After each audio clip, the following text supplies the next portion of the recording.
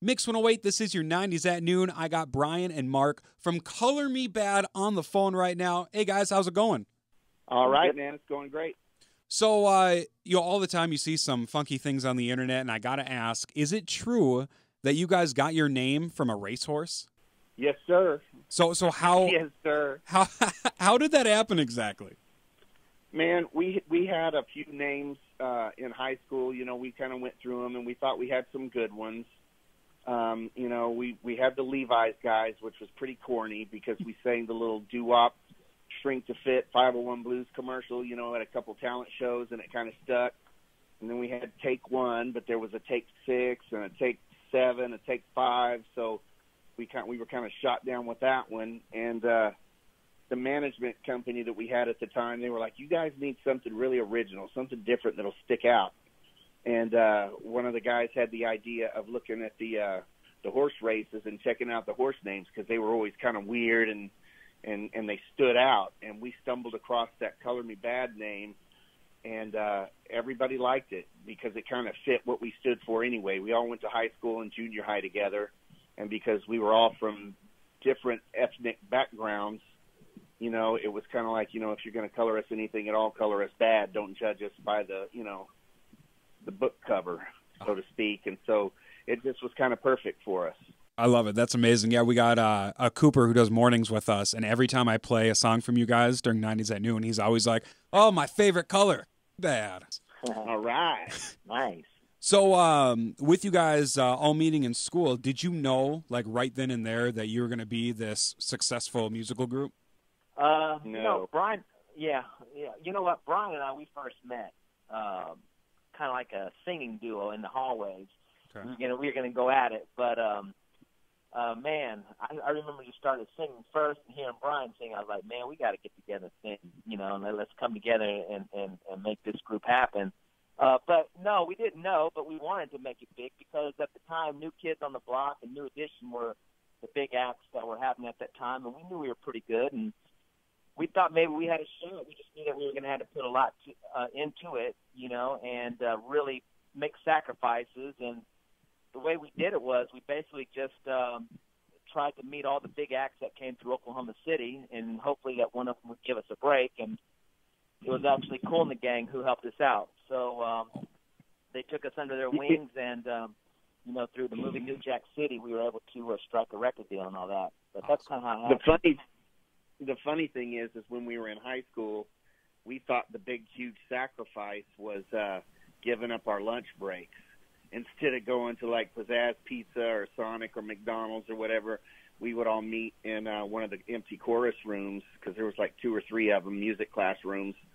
And we would all just give up our lunches and go in and practice a cappella and, you know, singing and try to figure out, you know, when there were talent shows coming, we practiced our little steps and dance moves. And we thought, wow, we're making huge sacrifice right here with giving up our lunches and our Saturday nights going to the movies and chasing the girls.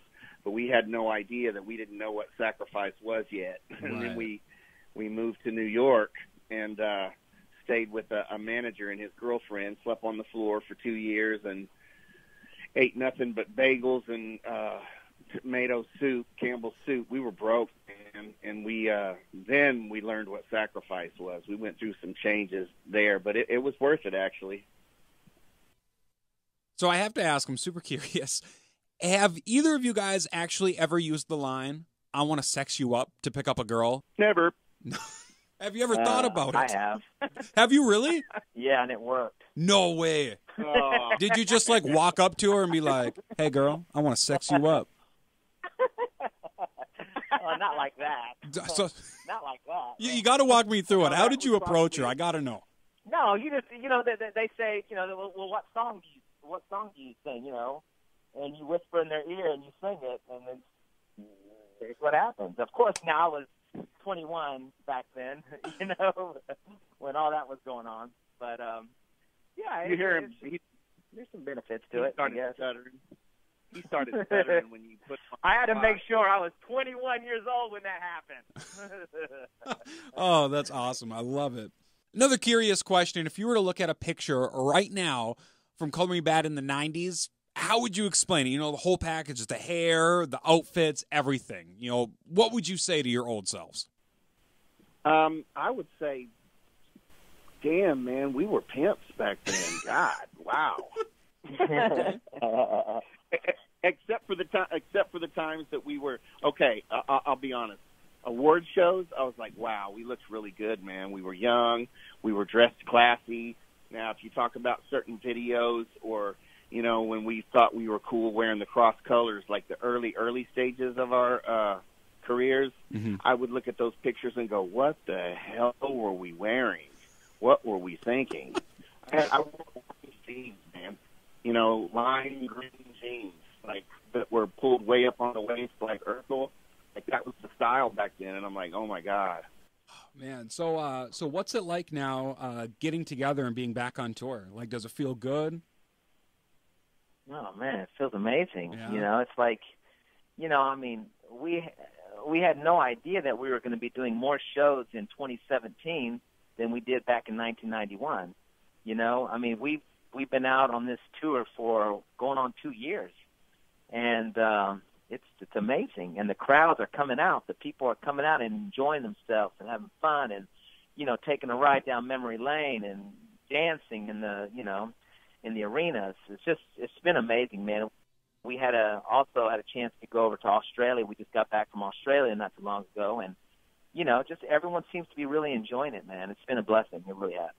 So yeah, it's so much sweeter. It's so much sweeter when you're, you know, older and right. and are able to take it all in. You know what I'm saying? Some of these groups we toured with back in the day, and it's really kind of unheard of that you get that many acts together on a tour and they all get along. You know what I'm saying? Like everybody likes everybody else. You kind of hang when you're not doing the shows, and it is, man. It's a lot of fun. And it's we're blessed to be able to go back and do this, even off of the same records that we had back out in the 90s. Oh, for sure. I bet. That's awesome. I love the 90s tour coming up at Black Bear, and I got to ask, being a part of this tour, was there any of the acts you guys were like most excited about touring with?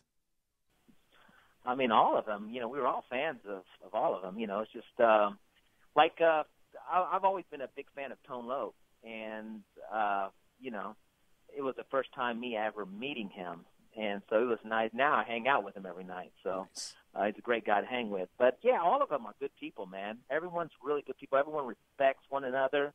Everyone's fans with each other's music, so it just kind of works out. We're like a big family, just, you know, out on the road. It's great. Awesome. Yeah, I would say Tone Loc was one of the coolest. I can remember the first time that we met him. It was actually at a sound check. And I was like, oh, my God. I went up and I was like, hey, man, how you doing? How you doing? Oh, I'm just hanging like wet clothes, man. Just hanging like wet. I was like, this is going to be a fun tour. This is going to be a lot of fun. Yeah, he's a lot of fun to be around. And everybody's really professional. We all have a good time. But at the same time, everybody's really professional. So, it's cool. I love it. That's so cool. Now, I got to ask. So being a part of a group, you know, if you're around other people for long periods of time, disagreements often come up. What do you guys think was the biggest disagreement with Color Me Bad throughout the years? I think waiting to come out with our second album, it took us almost 2 years, and I think that was too long. I think that was one of the things that may have hurt us. Okay. You know, but that wasn't our fault. That was the record labels. They didn't want to give us a budget to work on the second album. And, it was just a couple of things that I can come across. But to me, the biggest one was coming with the second album too late. Okay. I don't know, man. I would say probably one of the biggest disagreements was, arguing with Kevin. You know, he thought he looked like Terrence Trent, but the rest of the world thought he looked like Milli Vanilli. Oh, yeah. So that was a huge disagreement for a lot of years. We just couldn't agree on that one. Oh, God. That's wow. awesome. So, and you're always like, hey, man, just blame it on the rain, right? Blame it on the rain, man. That's exactly right. So have you guys ever searched yourself on YouTube or Google? And if you have, what's the strangest thing you found? My mugshot. Whenever I Google myself, I'd say those are the strangest things. see my mugshot pop up. I'm like, shit, man, when is that going to go away? The time when so quiet? Yeah,